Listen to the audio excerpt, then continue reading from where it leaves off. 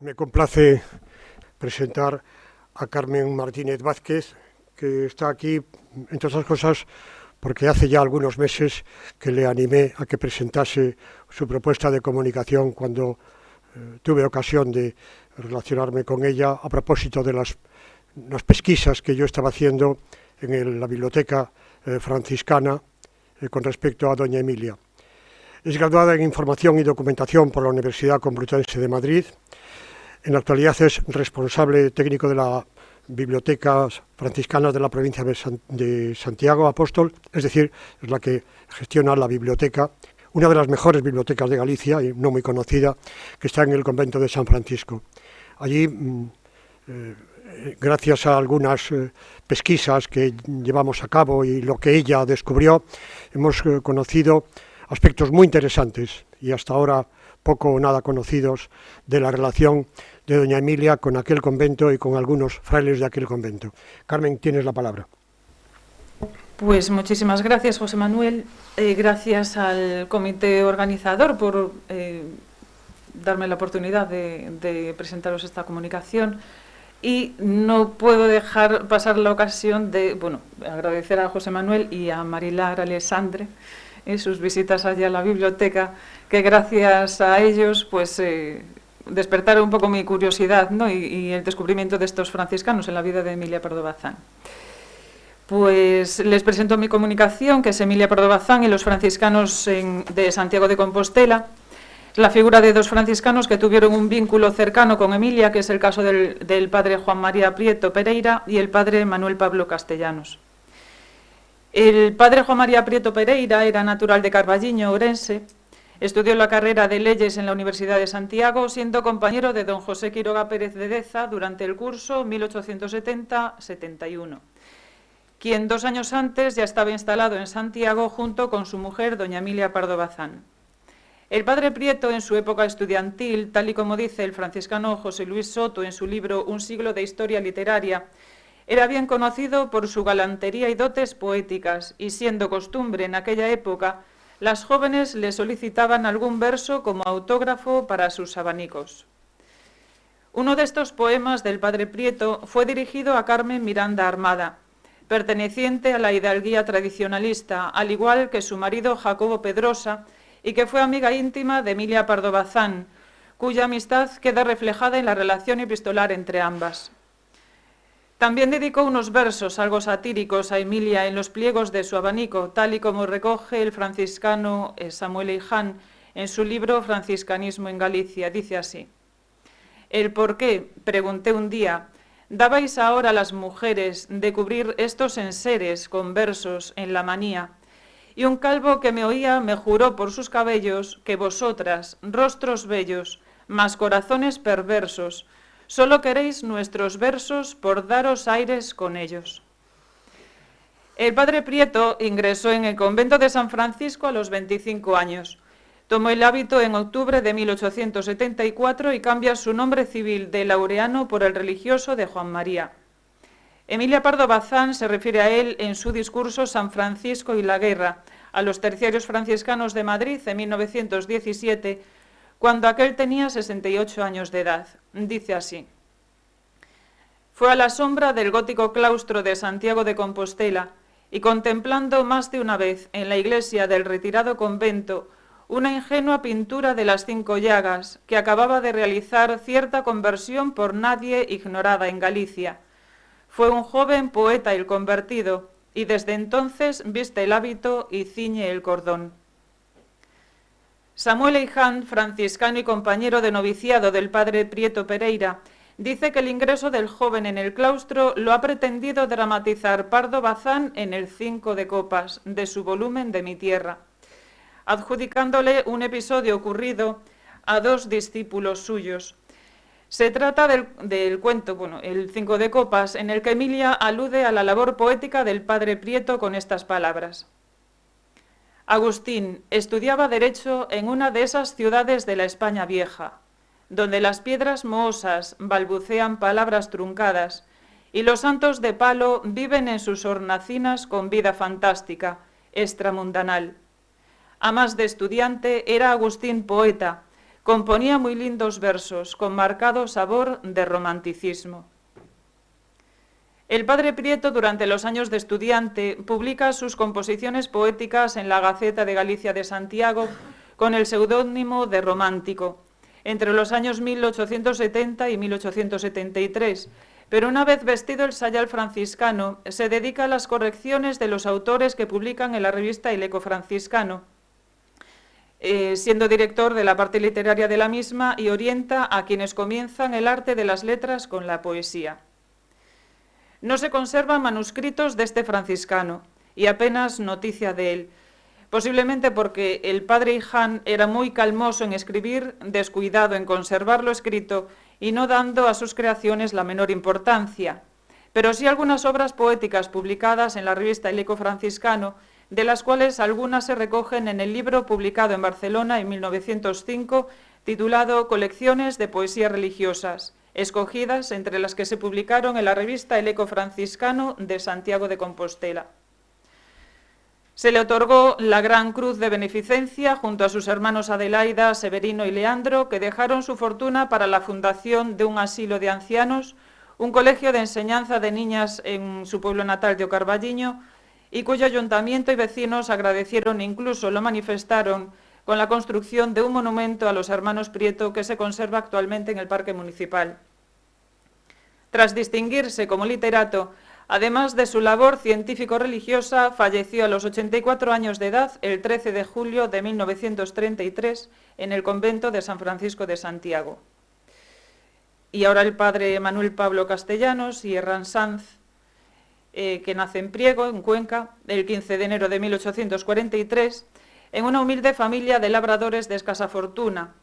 Sus padres, al ver la facilidad de aprendizaje del niño, planean su futuro como sacerdote, por lo que no es bien recibida la noticia cuando decide ser fraile franciscano en el convento de San Miguel de las Victorias, sito en su misma localidad natal.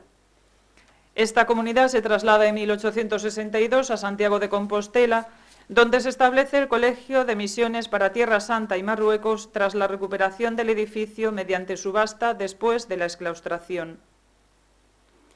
En 1867 es enviado a la misión de Marruecos, donde realizó un trabajo de investigación sobre la historia y sociedad de aquellas tierras que le hizo destacar en el campo de las letras con la publicación de su libro Descripción histórica de Marruecos y breve reseña de sus dinastías. Dicha publicación tuvo mucha aceptación y alcanzó su tercera edición en 1898 con el título Historia de Marruecos. Otra obra histórica destacada es Apostolado Seráfico en Marruecos, que junto con la anterior lo coloca entre los mejores historiadores especializados en el tema, con distinción honorífica de correspondiente en la Real Academia de la Historia en 1878 y en la Real Academia Sevillana de Buenas Letras en 1887. Durante los años 1876 a 1881 se establece en su comunidad de origen en Santiago de Compostela para recuperarse de su siempre delicada salud. Este periodo coincide con la preparación y redacción de la obra San Francisco de Asís de Emilia Pardo Bazán durante los años 1878 y 1881, como señala González Herrán en su edición. No cabe duda que la obra del padre Castellanos sobre la historia de Marruecos lo posicionó dentro del círculo de intelectuales, y no pasaría desapercibido su vasto conocimiento. Tal es así que será él quien revise y corrija los borradores de Emilia sobre su obra San Francisco de Asís, como informa el franciscano Antonio Gómez Zamora en la nota necrológica publicada en la revista El Eco Franciscano. Dice así: conforme iba escribiendo la obra, le remitía las cuartillas para que las revisara y corrigiera lo que en ellas hallara digno de corrección. Y en la posesión de los señores condes de Pardo Bazán, Torres de Meirás, en los primeros días del mes de agosto de 1881, se daba la última mano por el padre Castellanos a la obra citada, quedando lista para darla a la prensa. Parte de estos manuscritos y del diario personal de Emilia se custodian, como bien saben, en el archivo de la Real Academia Galega. El diario fue redactado durante sus visitas a la biblioteca y convento de San Francisco durante la primavera de 1879 con el fin de documentarse leyendo varios libros sobre franciscanismo y el Santo de Asís, además de las conversaciones mantenidas con los franciscanos del convento, entre ellos el padre Lerchundi, que era misionero y africanista, lingüista y arabista, promotor de la cultura y del progreso social en Marruecos, su amigo poeta, el padre Prieto, del que hablamos hace un poquito, y su confesor, el padre Castellanos. Emilia dice en sus apuntes autobiográficos: siempre que iba por algunos días a Compostela, dedicaba largos ratos a la portería del convento de San Francisco, que por su melancólica situación, su aire de recogimiento y austeridad, tiene para mí singular encanto. Horas he pasado allí que cuento entre las más hermosas y apacibles de la vida. Oíase en el patio el rumor monótono y argentino del cafio de la fuentecilla que ritmaba las conversaciones de los frailes. ¿De qué hablábamos? Hablábamos del patriarca, de las florecillas, de los 5 estigmas, de la leyenda maravillosa. El padre Castellanos ejerció varios cargos que muchas veces fueron interrumpidos por su quebrantada salud. En 1887 fue enviado al convento de Santi Quaranta Martiri en Roma con el fin de ordenar y estudiar la documentación del archivo de la orden. Y este año es el mismo en que Emilia Pardo Bazán peregrina a la misma ciudad con motivo del jubileo del Papa León XIII. En esa época ya mantiene una relación estrecha con Pérez Galdós, por ello dudamos que hubiese aprovechado aquella ocasión para verse con el padre Castellanos, pues posiblemente ya se hubiese enfriado la relación de confesor dirigida. Y su experiencia espiritual la confesará en su libro Mi Romería, una recopilación de sus crónicas sobre el jubileo papal que publicó en el periódico El Imparcial entre el 27 de diciembre de 1887 y el 27 de febrero de 1888. Pero, aunque Emilia Pardo Bazán hubiese dejado de acudir a su confesor y acompañante espiritual, no por ello dejó de mantener un vínculo afectivo y espiritual con los franciscanos, especialmente con el padre Castellanos, como vemos en algunas de las dedicatorias manuscritas que se conservan en la biblioteca. Sí nos llama la atención que no se conserve algún ejemplar de la obra San Francisco de Asís, dedicada precisamente por ser el padre Castellanos quien hace de revisor y corrector de la misma, pero sí destacamos la intención de la escritora de dedicar la obra a los franciscanos tal y como había escrito a modo de borrador en 1879, pero que finalmente será dedicado a la memoria de Pío IX. La razón por la cual la escritora cambia de parecer podemos encontrarla en la respuesta que da Isabel Bourdiel en su biografía sobre Emilia Pardo Bazán. Dice: aquel desahogo era demasiado íntimo, demasiado personal, y la Emilia Pardo de 1882 lo eliminó completamente cuando publicó su San Francisco. El padre Castellanos estaría en conocimiento del recorrido vital de quien había sido su dirigida y quizás esporádicamente seguía manteniendo el rol de acompañante espiritual durante sus encuentros. Como dice Isabel Bourdiel, un fraile franciscano estaba por su casa y volvía a ella sus tentaciones místicas. La carta dirigida por el padre Castellanos a Emilia en abril de 1890 con motivo del fallecimiento de su padre es la ocasión que aprovecha el padre Castellanos para dirigirse a ella con el fin de hacer todo lo posible para que retome su vida espiritual, tal y como la había vivido anteriormente. Para ello, utiliza todos los recursos que puedan tocar el corazón de Emilia, no con ánimo de hacerla sufrir, sino con ánimo de asegurarse que pueda recuperar la paz del corazón y del espíritu, tal y como había experimentado años antes, aún sabiendo que para ello tenga que sacrificar y sufrir un poco, que es lo que dice el contenido de la carta. El padre Castellanos, un hombre que había consagrado toda su vida a la causa del Evangelio, le aconseja acerca del camino para lograr la paz interior. Y Emilia había consagrado su vida a la reivindicación de su esfuerzo y trabajo con la pluma, que la obligaba a reivindicar el papel de la mujer en la sociedad. Por lo tanto, no confesaría una religión estereotipada sobre la dama decente, la madre cristiana, el ángel del hogar, tal y como se desprende de sus obras. Se trata de dos caminos diferenciados dentro del respeto y el cariño. Como dice Cristina Patiño, Pardo Bazán se encuentra inmersa en un periodo de honda transformación en el que habrá de canalizar sus fogosas energías de manera inequívoca hacia la escritura, pese a quien pese. La carta, considerada como brutal por Bourdieu, refleja un vínculo entre ambos. El padre castellano siempre seguirá acompañándola desde su silencio y Emilia nunca se podrá desvincular, aunque mude la forma, de las conversaciones, encuentros en el convento franciscano y el impulso como escritora dado a través de su obra San Francisco de Asís. El contenido de la carta hubo de hacerle sufrir, por supuesto, y seguramente Emilia necesite compartirlo y desahogarse con su amigo Lázaro Galdiano, de ahí que posiblemente la carta se conserva ahora en el archivo de la Fundación. Pero Emilia conocía el contexto religioso del momento en España y cuál era la forma de entender el catolicismo, tal y como había experimentado durante su viaje a Bélgica.